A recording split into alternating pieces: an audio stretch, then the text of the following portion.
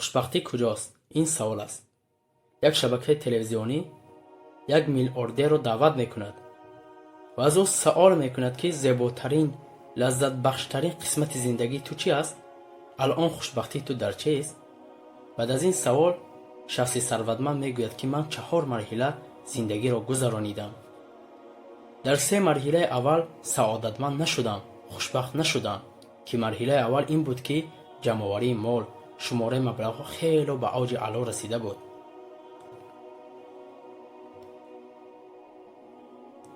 فکر کردم که جمع‌آوری مال زیاد مرا سعادتمند میکند، لیکن دیدم که نه. و سوی مرحله دوم روان شدم و از بازیافت‌های قدیمه خیلی چیزها را خریدم و همین خیل یک کلکسیون نمایشی را تشکیل کردیم. آنها را تماشا میکردم، لیکن باز هم خوشبختی را نتوانستم پیدا کنم. به مرحله سوم حرکت کردم. در این مرحله دیدن نمودن از جایهای جذاب بود، خصوصا از جزیره های تماشاباب دنیا. فکر کردم سعادتمند شدم، لیکن باز نه. یک روز به مرحله 4 قدم گذاشتم. یک روز به من زنگ زدند که یک دعوتنامه هست، میخواهم شما را دعوت کنم. دعوتنامه از مدرسه معیوبان بود و رفتم دنبال سعادت. رفتم و در آنجا معیوبان بودند و یکی از معیوبان برخسته گفت تشکر زیاد که دعوت ما را پذیرفتید و یک تقاضای داریم. به همین معیوبان 100 تا عربه معیوبی میخواهیم و این را قبول کردم. دستور دادم که به اینها 100 تا عربه معیوبی خریداری شود و جلسه را به انجام رسانیدیم. و در همین وقت یکی از دانش آموزان معیوب سخت از پایم با دستانش قپید و رها نمیکرد و با چشمانش به من با دقت مینگریست. هر کاری میکردم دستش را میگرفتم، میگفتم اجازه بده پایم را بلند کنم. همین خیل چشمانش را خیره کرده با دقت مینگریست و گفتم چیزی تقاضا دارد پسرم؟ و خیلی با آرامی دستش را باز کردم، بلند کردم. چیزی میخواید پسرم؟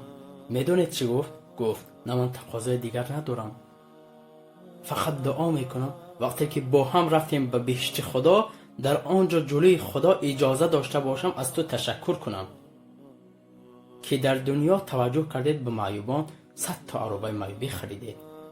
دیدید برادر و خواهر عزیزم، اصلا بیشتری از مردمی دنبال خوشبختی هستند، اما خوشبختی را یافتن خیلی مشکل است. خوشبختی در اصل هست برای دریافت آن عمل کردن لازم. شما آرزو کنید که ثروتمند شوید، لیکن ثروتتان را در راه خدا مصرف کنید، حتما خوشبختی را در میابید. و نسبت یگان شخص خواه کم بغل باشد یا خواه ثروتمند باشد گمانی بد نبرید. شما کوشش کنید کینه و عداوت، بخیلی، نافهمی و دیگر خصلت‌های بد انسانی را از خود دور کنید و همیشه رفتار نیکوی، خوش اخلاقی، با تمیزی و دیگر خصلت‌های بهترین انسانی را به خود گیرید. و همین طور یک قصه دیگری را که خیلی جالب است براتون میرسونم و با همین برنامه را به پایان میرسونیم. با دقت گوش اندازید. انسانی سرمایه‌دار در شهر زندگی میکرد، اما از ثروتی که داشت به کسی خرج و یا کمک نمیکرد. فرزند نداشت و تنها با همسرش زندگی میکرد. در مقابل قصاب در آن شهر به نیازمندان و تنگ دستان گوشت رایگان میداد. روز به روز نفرت مردم به شخص ثروتمند بیشتر میشد. مردم هرچی او را نصیحت میکردند که این مال‌هایت را برای چه کسی جمع نمایی، در جواب میگفت حاجت شما به من هیچ ربطی ندارد، رفته از همان قصاب بگیرید. روز شخص ثروتمند بیمار شد و هیچ کسی به عیادت او نرفت و در نهایت تنهایی جان داد و هیچ کسی حاضر نشد که به جنازه او برود. همسرش به تنهایی او را دفن کرد.